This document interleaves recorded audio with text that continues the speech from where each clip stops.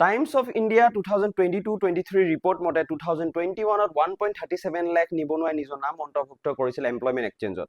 কিন্তু 2022 চনত এইটো ডাইৰেক্ট ইনক্ৰিজ হৈছে 10 লাখলৈ। মানে 2022ত যদি আপুনি চাবলৈ যায় এপ্ৰক্সিমেটলি 10 লাখ ষ্টুডেণ্টে নিজৰ নাম অন্তৰ্ভুক্ত কৰাইছিল এমপ্লয়মেণ্ট এক্সচেঞ্জত। তো এই ৰান ৰেটটো দেখি আপুনি চাগে কল্পনা কৰিব পাৰিছে যে কেনেকুৱা এটা ভয়ংকৰভাৱে আনএমপ্লয়মেণ্ট আমাৰ অসমত বাঢ়ি গৈ আছে। ইণ্ডাষ্ট্ৰী বা কোম্পানীৰ পিনৰ পৰা আমাৰ অসমখন বহুত পিছ পৰি আছে, যাৰ ফলত আমাৰ ইয়াতে জবছৰ উৎপাদন নাইকিয়া, জবছৰ প্ৰডাকশ্যন নাইকিয়া। তো আপুনি জব পাব কেনে? যিকেইটা জব আছে সেইকেইটা জব পাব কেনেকৈ? তো তাত আপুনি মাষ্টাৰ হ'ব লাগিব যদি আপুনি সেই জবটো পাবলৈ বিচাৰে।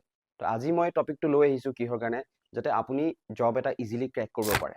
আজি মই আপোনালোকক 5টা ইজি মেথড শিকাম, যোনটো আপোনালোকে যদি এপ্লাই কৰে ডেফিনেটলি আপুনি সেই জবটো ক্ৰেক কৰিব পাৰিব। আৰু ভিডিঅ'টো শেষলৈকে চাবলৈ নাপাহৰিব, কাৰণ 5 নম্বৰ পইণ্টটো চবতকৈ বেছি ইম্পৰ্টেণ্ট হয়, যোনটোত চবেই মেক্সিমাম টাইম ভুল কৰি দিয়ে। তো ফাৰ্ষ্ট পইণ্টটো হৈ গ'ল গ্ৰুমিং।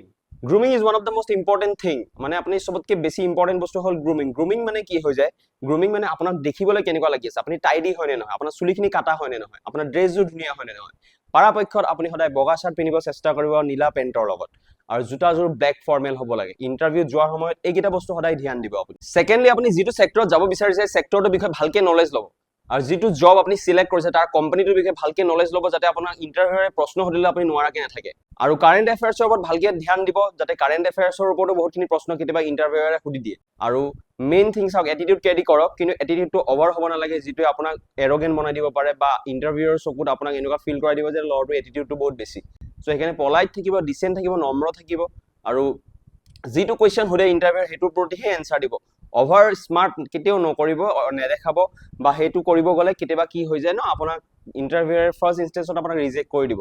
থাৰ্ডলি, আপুনি আপোনাৰ ৰিজিউমিখন অলপ ধুনীয়া বনাবলৈ চেষ্টা কৰিব, যিখন চাই প্ৰথমবাৰে আপোনাৰ ইণ্টাৰভিউৱাৰজন ইমপ্ৰেছড হৈ যায়। মই মোৰ ভিডিঅ'ৰ শেষত মই এটা ফৰ্মেট দি দিম, আপোনালোকে সেই ফৰ্মেটখন চাই পেলাই নিজে নিজৰ ধৰণত বনাই ল'ব পাৰে। ফ'ৰ্থ পইণ্টটো হৈ গ'ল, আপুনি ইণ্টাৰভিউৰক কেতিয়াও অভাৰটেক নকৰিব। ইণ্টাৰভিউৰে যিটো প্ৰশ্ন সোধে সেই প্ৰশ্নটোহে উত্তৰ দিব, তাতছে বেছি উত্তৰ দিবলৈ নাযাব। আৰু আপুনি ধৈৰ্যৰে কথাখিনি শুনিব বা কুৱেশ্যনটো শুনিব, কুৱেশ্যনটো ধৈৰ্যৰে শুনাৰ পিছত অলপ কামভাৱে, অলপ ধুনীয়াকৈ স্মুথলি আপুনি তাৰ উত্তৰটো দিব। বেছি হুৰাহুৰি নকৰিব, বেছি ফাষ্ট নকৰিব, যাতে আপোনাৰ উত্তৰটো বুজিয়ে নাপায়।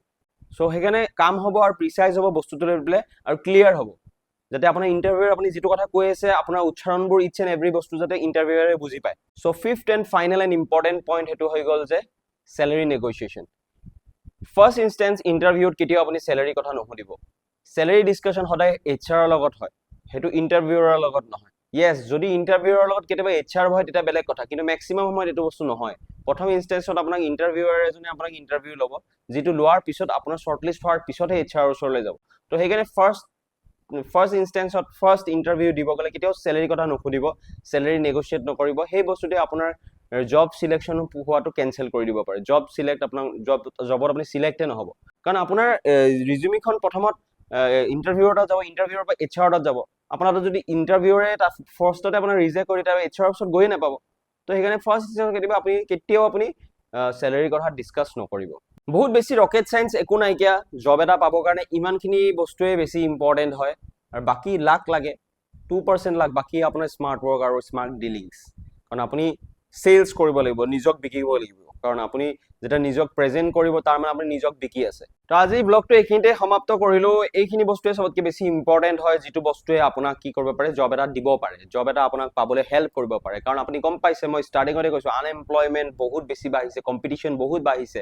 আপুনি আপোনাক শ্ব'কেছ কৰিবলৈ কাৰণে, আপোনাৰ যিটো নিজৰ আইডেণ্টিটিটো প্ৰুভ কৰিবৰ কাৰণে আপুনি ধুনীয়াকৈ যাব লাগিব। এইখিনি বস্তু আপুনি জানিব লাগিব, আদাৰৱাইজ আপোনাৰ কাৰণে এটা জব পোৱাটো বহুত কষ্টদায়কৰ কাম হ'ব পাৰে। তো আজিৰ এই ভিডিঅ'টো ইয়াতে শেষ কৰিলোঁ। আশা কৰোঁ সকলোৱে চাই ভাল পাইছে।